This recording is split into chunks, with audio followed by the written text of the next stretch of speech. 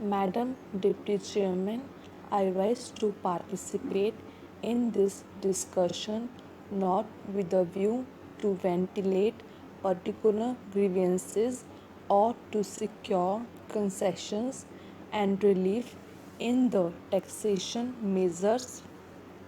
I am one of those who believe that there is no justification for additional taxation unless the conditions laid down by the Taxation Inquiry Commission are complied with.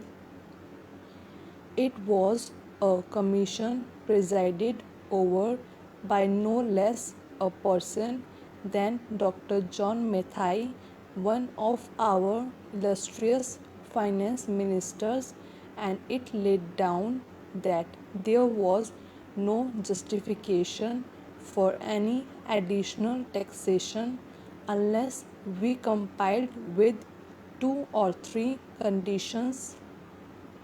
One condition was that whatever tax was realized was being properly spent, that there was no wastage or superfluous expenditure being incurred. The Commission had pointed out that out of every rupee that was being raised by the government, 60 paisa were being spent on administration and about 20 paisa were being spent on social services including education, etc., and the balance for other things. Another was that whatever tax was being imposed should be realized before we brought out measures for fresh taxation. They also had suggested that there was sufficient room for economy in all the ministries and departments, and effective steps should be taken forthwith to enforce the maximum possible economy in government expenditure. Now we have before us this audit report for 2011-12, which was presented to the Lok Sabha on the 6th June and which came to my hands last night, and I have not been able to study it. I find that during the last 5 years we have imposed additional taxation, and at the same time our revenue expenditure has gone up by about rupees 42 crores. So, on the one hand, we say that we are raising this money, these taxes, for the implementation of the plan, and for that reason, every chief minister and ministers go about saying that we want money for the implementation of the plan. But what are the facts? We find that the money that has been raised is being used for administrative purposes. So it is not correct to say that.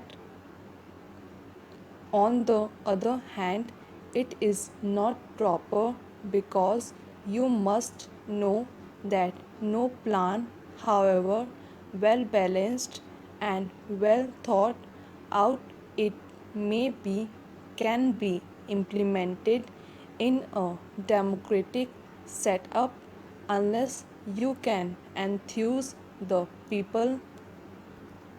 We have been depending either on foreign aid or on indirect taxation or deficit financing, and more than once I have pointed out that these measures will not help to enthuse the people, and unless the people are enthused, we will not have any successful results so far as planning is concerned.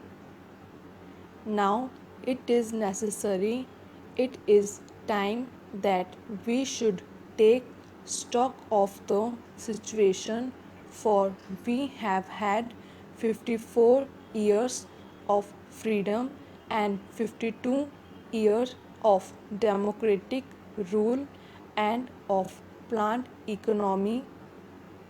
What are the results? I am not one of those who minimize our achievements. We have had some achievements which are remarkable, of which we can be proud. We have had 3 general elections, and we can be proud of all this. But it is equally true that the expectations of the people remain mostly unfulfilled. They remain unrealized. What are the expectations of the people? They wanted an adequate supply of drinking water. They wanted a little more wholesome food in their stomachs, a little more cloth on their bodies, a stronger roof over their heads, freedom from the clutches of the corrupt officials and the grabbing intermediaries, and speedier justice. But what have we done? Have we been able to satisfy those expectations? I can say no. Even in the 11th 5-year plan, we find that all the villages have not been provided with adequate supply of drinking water. And as for food, only the other day the finance minister himself admitted in the other house that there was adulteration of foodstuffs all round. Not only that, a former health minister admitted in this house that it was difficult to get any article of food unadulterated. Then what is the use of talking about pure food articles and of other health facilities when the people are getting articles which are as good as poison? They are injurious to health.